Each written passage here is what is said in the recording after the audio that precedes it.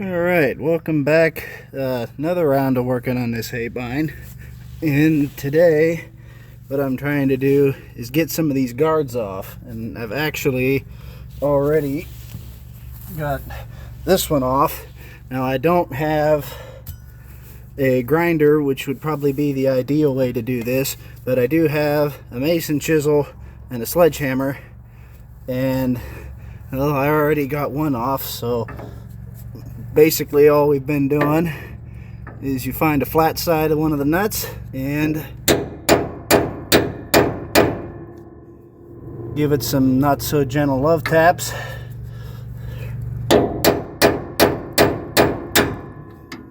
Eventually you'll hear the nut break, and then you can split the nut in half enough that it'll come off. About like that. And then you can just smack the bolt out.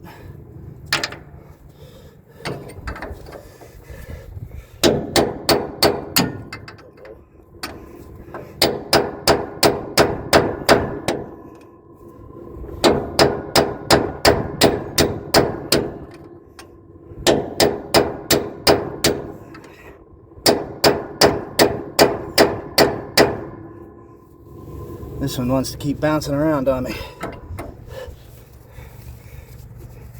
Try this edge.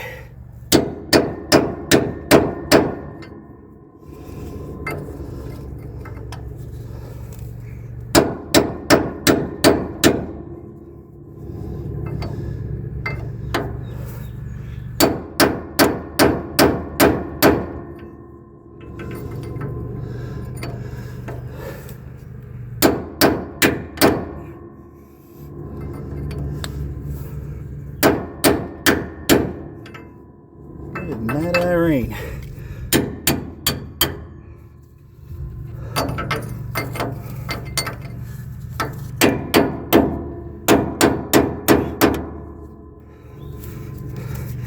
All that now.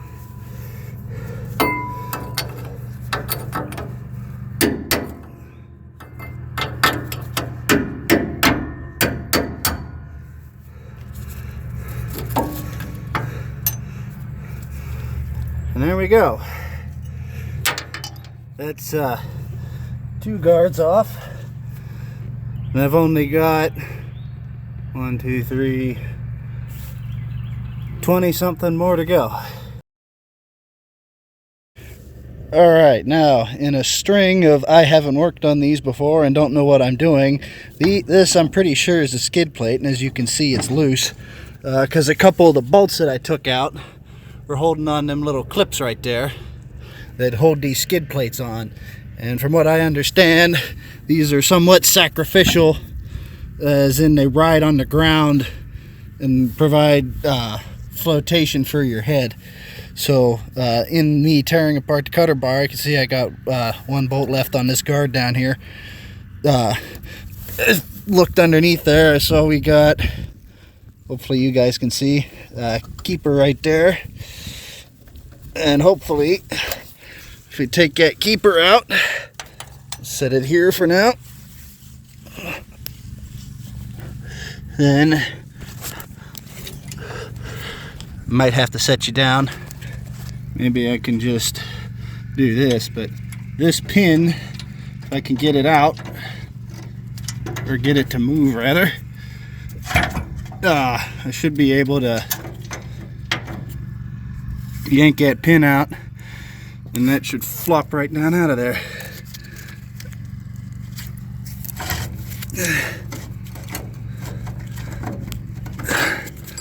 All right, or not.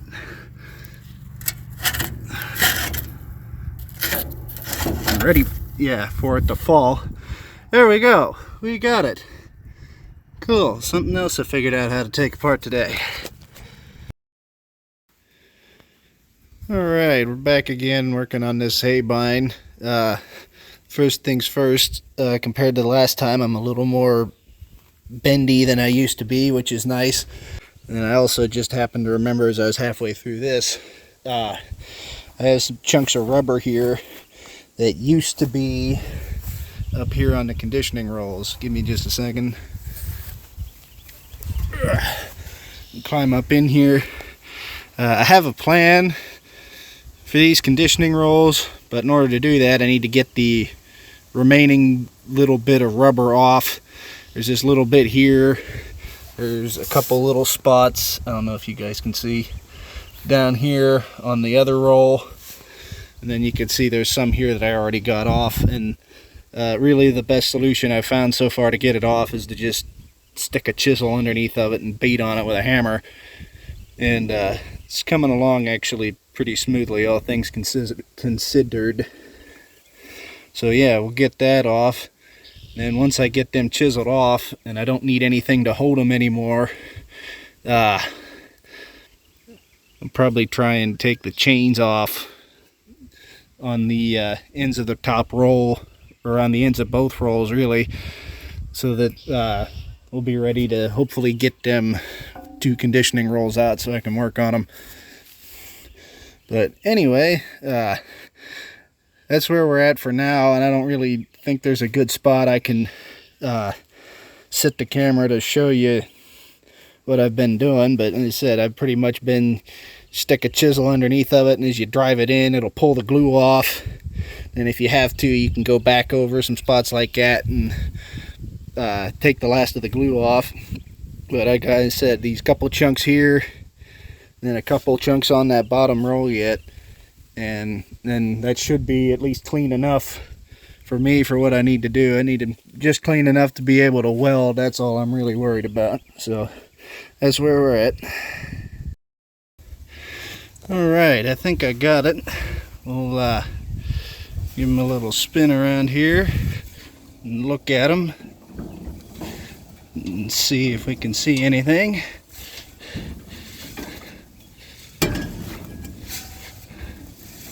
And everything down there looks good. Double check over here.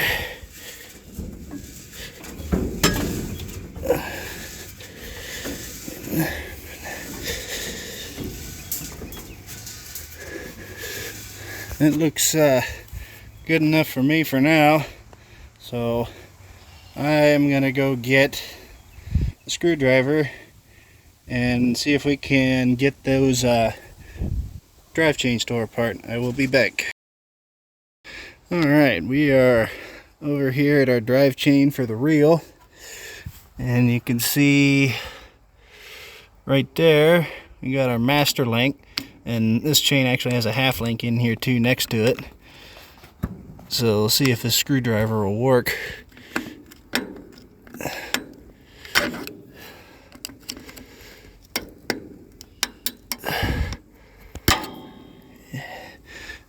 Doesn't seem like it wants to. Try that.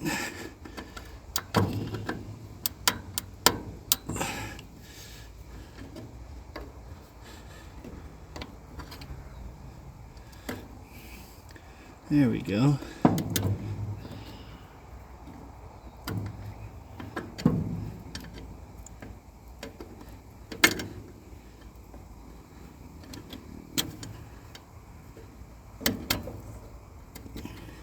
Come on now.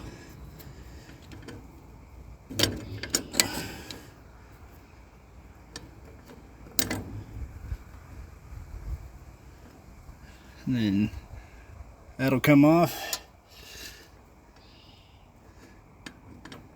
And that's probably not the end of the fight with this, is it? Don't look like it.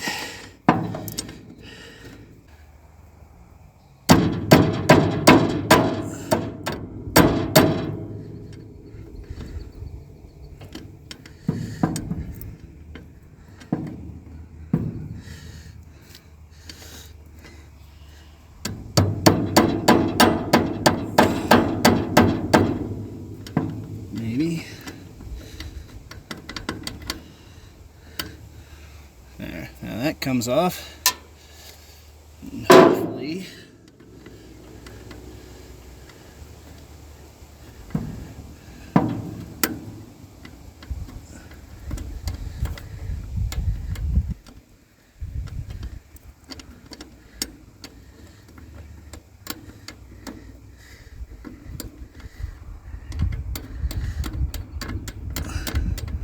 See if we got enough. There it comes.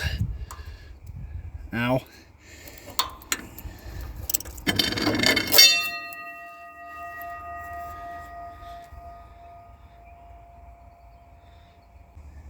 Alright, and there's the other portion of our master link. And you can see right there next to each other, this is a full link and then this is a half link. You can see it has the wide and narrow parts on the same link of chain.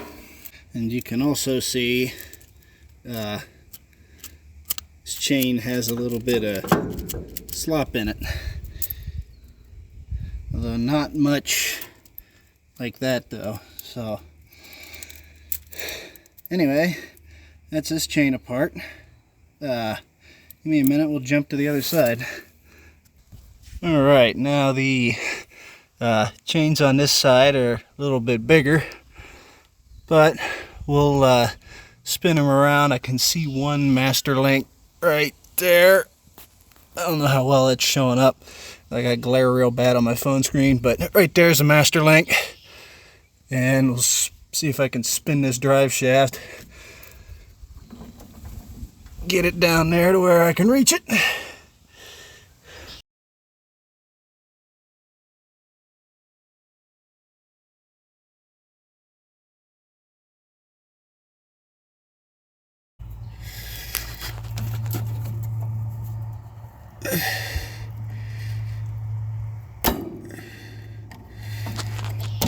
Oh, come on.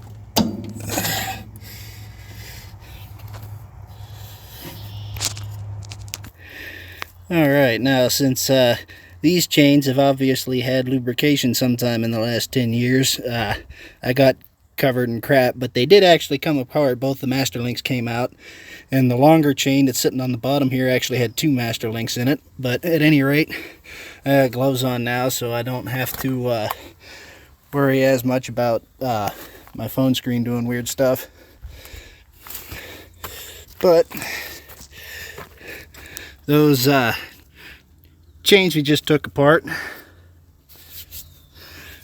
ran right down in here.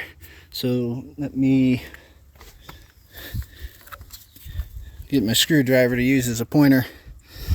So you have our PTO that comes from the tractor. You got this, it goes into this gearbox right underneath this. And right on the outside of that gearbox, you have this shaft that has this pulley, which goes down to the wobble drive. And then we have these 2 sprockets, and then a sprocket here, and one down there on the bottom. Now these 2 sprockets here are for the conditioning rolls. Obviously this one's for the top roll. You can actually see here if I spin it that top sprocket moves. Then the one down there on the bottom is for the other conditioning roll. And then we've got, like this right here is just an idler to hold tension. There's the same deal back there. Now the fun part about these is that those 2 conditioning rolls have to run in opposite directions, so the top one's going to rotate counterclockwise as we're looking at it here, and the bottom one's going to rotate clockwise, so it grabs the material and shoves it through the middle. And the tricky part is, in order to pull that off, you need to have one of these 2 drive sprockets on the inside of the chain and the other one on the outside. So this top one here is on the inside. The chain runs across the top under the tensioner, down around the bottom, and back to the drive sprocket. The bottom one is a lot more confounding, because if you start down there on the bottom, it'll loop around that bottom sprocket up to, hopefully I'm not completely blocking it, and you guys probably can't see, but there's an idler way back in the back down there, and then there's this idler here.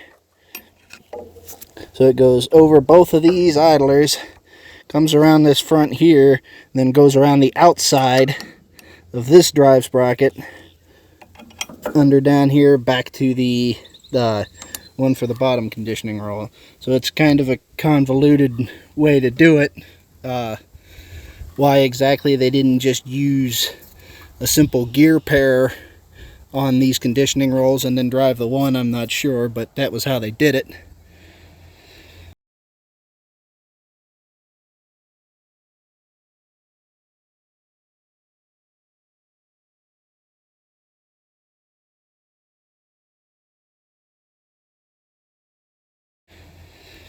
But anyway, we looked a second ago at that belt for the wobble drive, and I think here yet today I'm going to try and loosen that idler up and get that belt off, and I think I'm going to call that it for today. I'll see you in the next one.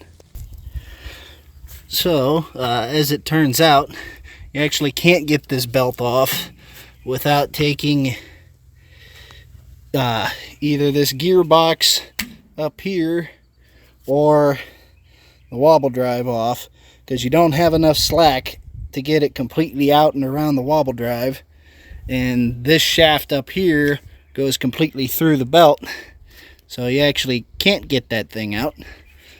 So looks like this